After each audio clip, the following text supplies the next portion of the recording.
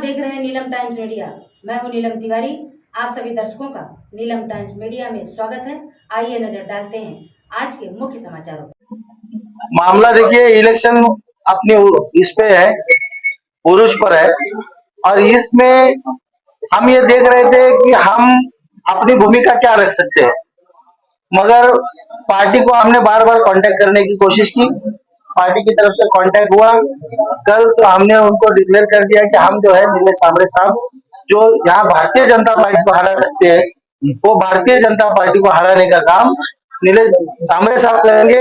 और एक निहायत ही अच्छे इंसान जिन्होंने शहर के अंदर काम किया है, मजलूमों के लिए सुविधाएं की है, लोगों के लिए स्कूल खोले हैं, ऐसे एक शरीफ और जिनके काम के बल पर जो वोट मांग रहे हैं, ना कि हिंदू और मुसलमान इंडिया पाकिस्तान मैच पे मांग रहे हैं, वो अपने काम पर मांग रहे हैं, ऐसे कैंडिडेट को हम समर्थन करने जा रहे हैं।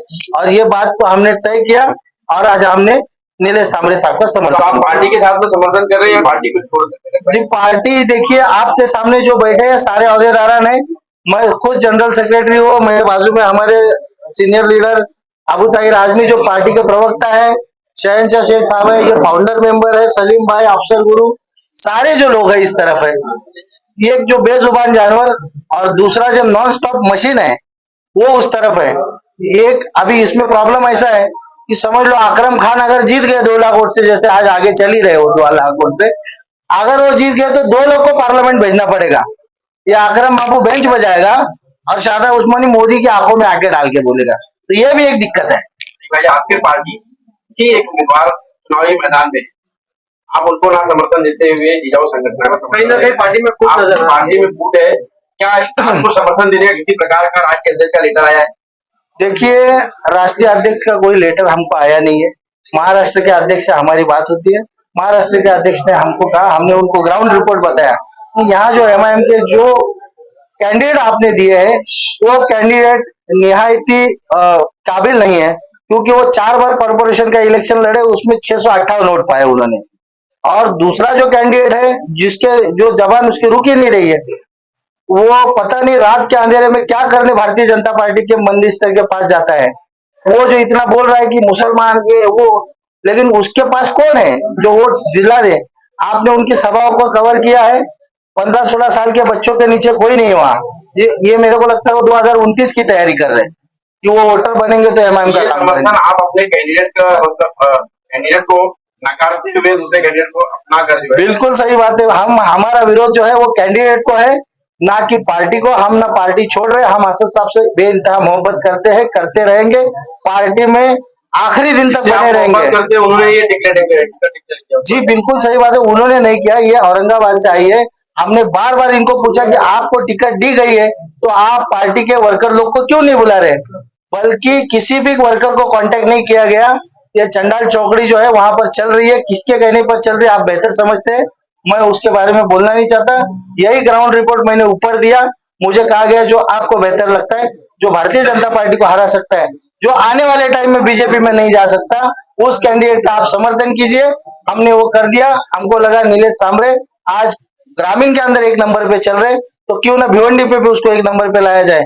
ये खालिद बुड्डू साहब जो हमारे एमआईएम के सदर थे, उन्होंने 44,000 10 दिन में वोट लिया था सिर्फ भिवंडी पश्चिम विधानसभा से।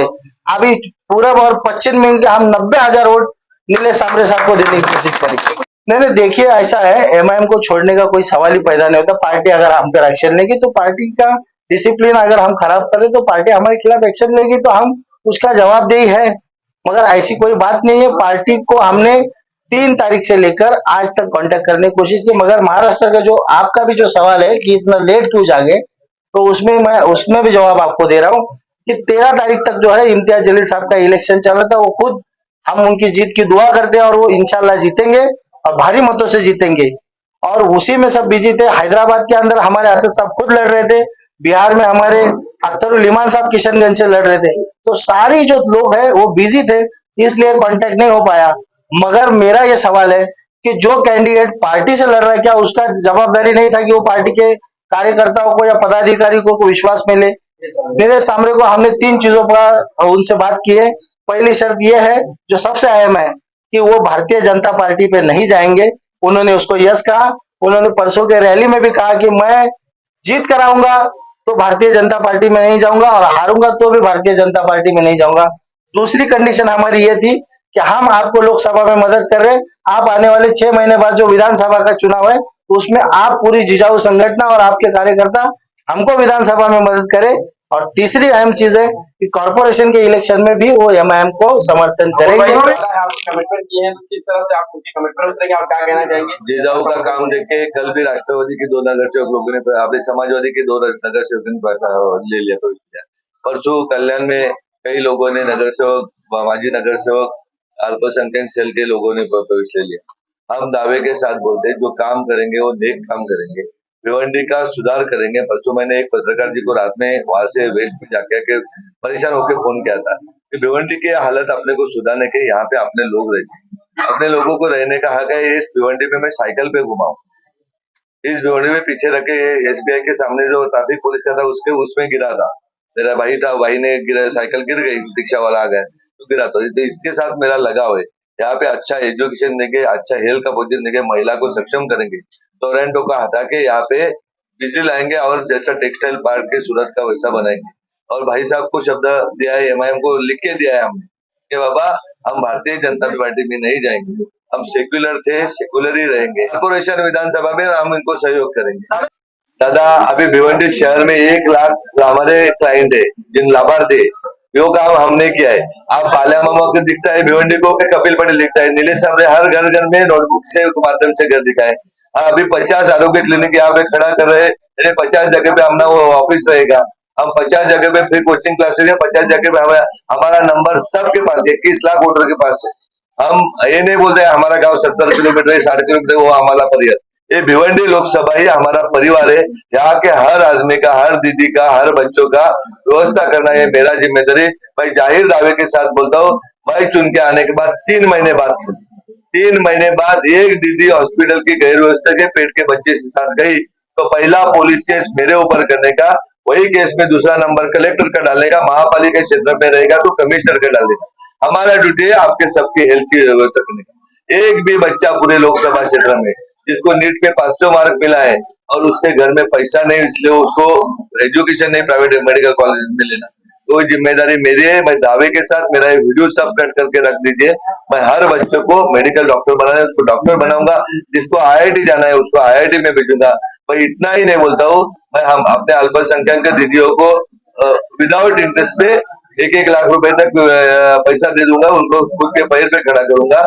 इतना ही नहीं, जो बच्चे हैं, अभी आपको मालूम है कि मुसलमान समाज में कोई चीज नहीं है क्या, अपने अब्दुल कलाम जी थे, कई एक्टर है, कई क्रिकेटर है, इतने अच्छे है, लेकिन भिवंडी में कोई देखता नहीं कि हमारे में गुण है, हमें खाली यूज करते हैं मतदान के लिए। तो सब अपने को चेंज करने हैं, अपने बच्चे कलेक्टर होना चाहिए, यहाँ के अल्पसंख्यक भाइयों के एसपी होना चाहिए, कमिश्नर होना चाहिए, ये मेरा सपना है। अपने भिवंडी के हर नागरिक को अच्छा सुविधा मिलना चाहिए। फिर सूरत जैसा टेक्सटाइल पार्क यहाँ पे लाके यहाँ पे रोजगार उपलब्ध है, यहाँ की दीदी रोजगार के लिए उधर नहीं जाएगी गोडाउन को, ये मेरा शब्द है। यहाँ पे मैं रोजगार उपलब्ध करूंगा। लोग क्या बोलते हैं, उन्होंने क्या किया है वो देखने का। अच्छा, जो बाजू में है ना 20 किलोमीटर, उसको कपिल पटेल को किसी ने देखा है क्या? भिवंडी का हालत उसने देखा है क्या? बाल्या मामा ने देखा है क्या हालत है? तो ऐसा लंबाई से नहीं था। भिवंडी जनता जो काम करता है उसको पसंद करती है। मेरे साथ में अल्पसंख्यक बाल्या मामा ने क्या किया, अल्पसंख्यक के लिए, और कपिल पटेल ने क्या, हमने एक तो आरोग्य क्लिनिक खोला है, 15,000 के ऊपर हमारे दीदियों को रोजगार उपलब्ध किया है। कौन बोलता है हमारे पास नहीं है, ऐसा नहीं है। हमारी लड़ाई ना, हम लड़ाई से बहुत आगे निकल गए। हमारा दावा है कि हमको 6.5 लाख वोट मिलने वाला है, 2-3 लाख में वो रहेंगे तो उनके साथ थोड़ा लड़ाई, दोनों मिला के भी हमारा वोट ज्यादा रहेगा। अभी तो एमआईएम 7 में आ गया और लाख वोट बढ़ गई। वंचित बहुजन एक चीज आयला 18 तारखेला आपली सभा आहे, अभी 18 तारीख को अपना रैली है और रैली के साथ सभा भी है। सभा में प्रकाश जी आम्बेडकर साहब आ रहे हैं, कल बच्चू कडू साहब आ रहे हैं। 18 तारीख को छत्रपति शिवाजी महाराज चौक मंडई के अंदर सभा है। प्रकाश बाला साहेब आम्बेडकर वंचित बहुजन आघाड़ी के जो सदर है वो खुद आ रहे हैं, तो बहुजन समाज भी पूरा जुड़ा है। और दूसरी एक बात मैं आपको आज ऐलान कर देना चाहता हूँ कि आज जिजाऊ के पूरब में 3 और पश्चिम में 3 नए कार्यालय का भी ओपनिंग हो गया। Thank you.